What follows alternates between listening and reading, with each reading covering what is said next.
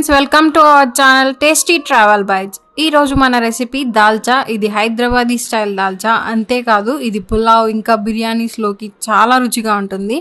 పెద్దగా టైం పట్టదు, అంత కష్టం కూడా కాదండి. ఈజీగా ఎవరైనా చేసేసుకోవచ్చు. సో లేట్ చేయకుండా ప్రాసెస్ ఏంటో, దాల్చా ఎలా చేయాలో ఈ వీడియోలో చూసేద్దామా.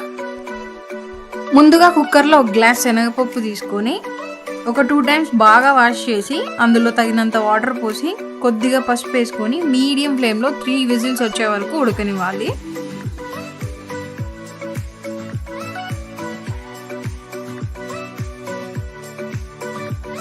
ఇప్పుడు ఈ గ్యాప్లో మనకు కావాల్సిన కూరగాయలని మనం ఇలా కట్ చేసుకోవాలి. వంకాయలు ముందుగా కట్ చేసుకోవాలి కాబట్టి వాటిని ఇలా సాల్ట్ వాటర్లో వేసుకొని పెట్టుకుంటే టేస్ట్ మారదు, అలాగే ఉంటుంది. అంటే కలర్ కూడా చేంజ్ అవ్వదు అనమాట.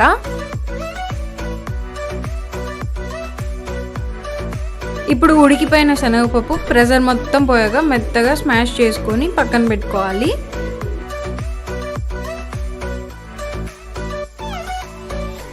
ఇప్పుడు మళ్ళీ కుక్కర్ స్టవ్ పైన మీడియం ఫ్లేమ్లో పెట్టుకొని అందులో 3 to 4 tablespoons ఆయిల్ వేసుకోవాలి. ఆయిల్ బాగా హీట్ అయ్యాక 1 tablespoon ఆవాలు, జీలకర్ర వేసుకోవాలి.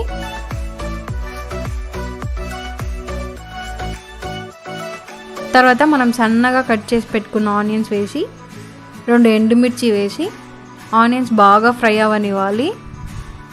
ఆనియన్స్ బాగా ఫ్రై అయ్యాక 1 tablespoon అల్లం వెల్లుల్లి పేస్ట్ వేసి ఒక 1 minute పచ్చివాసన పోయే వరకు బాగా ఫ్రై అవ్వనివ్వాలి.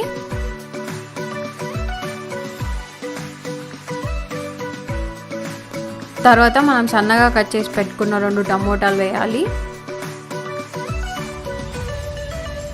ఇప్పుడు 2 teaspoon ఉప్పు, 1/2 teaspoon పసుపు, తర్వాత 1 teaspoon కారం పొడి, 1 teaspoon ధనియాల పొడి వేసి ఒకసారి స్పైసెస్ అన్నీ కలిసేలా బాగా కలపాలి.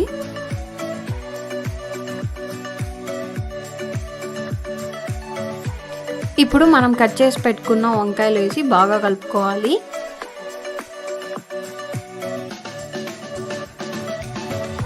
మనం ముందుగా నానబెట్టుకున్న 1/2 cup చింతపండు రసం వేసి మనం మెత్తగా స్మాష్ చేసి పెట్టుకున్న శనగపప్పు నీళ్ళు వేసుకొని ఒకసారి బాగా కలుపుకోవాలి. తర్వాత ఒకసారి ఉప్పు కారం చెక్ చేసుకొని మూత పెట్టేయాలి.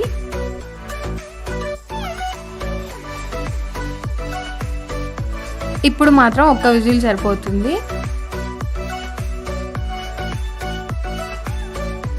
తర్వాత స్టవ్ ఆపేసి ప్రెషర్ అంతా పోయాక ఓపెన్ చేస్తే చాలు, దాల్చా ఈ విధంగా రెడీ అవుతుంది. లాస్ట్లో కొద్దిగా కొత్తిమీరతో గార్నిష్ చేసుకోవాలి. అంతే, మనం బిర్యానీకి ఇంకా పులావ్లోకి చాలా టేస్టీగా ఉంటుంది.